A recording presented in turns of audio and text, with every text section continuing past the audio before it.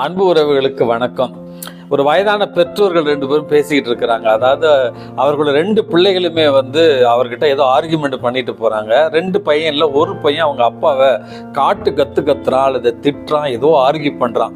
அவங்க 2 பேரும் போனதுக்கு அப்புறம் இந்த வயதான பெற்றோர்கள் 2 பேரும் அமர்ந்து இருக்கிற நேரத்துல அப்பா கன்னத்துல கை வச்சுட்டு சோகமா இருக்கிறாரு. மனைவி கேட்கிறாங்க, ஏங்க இவ்வளவு சோகமா இருக்கீங்க?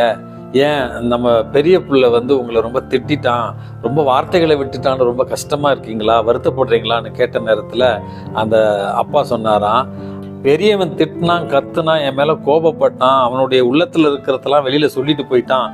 அவனை பத்தி எனக்கு எந்த கவலையும் இல்லை.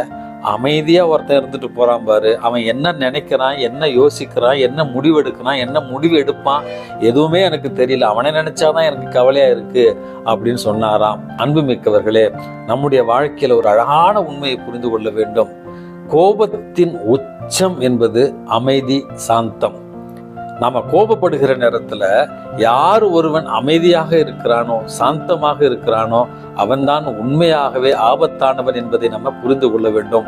அதே நேரத்துல நம்மிடத்துல மற்றவர்கள் புறக்கணிப்பையும் கோபத்தையும் வெறுப்பையும் காண்பிக்கிற நேரத்துல அமைதி என்கிற ஆயுதத்தையும் சாந்தம் என்கிற ஆயுதத்தையும் எடுக்கிற நேரத்துல நம்முடைய எதிராளி நிலை குலைந்து போவான்.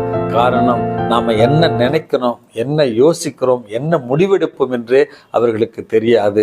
ஆகவே நம்மை அவமானப்படுத்துகிற நேரத்துல, உதாசீனப்படுத்துகிற நேரத்துல, நம்மை அசிங்கப்படுத்துகிற நேரத்துல அமைதி என்கிற ஆயுதத்தை ஏற்போம்.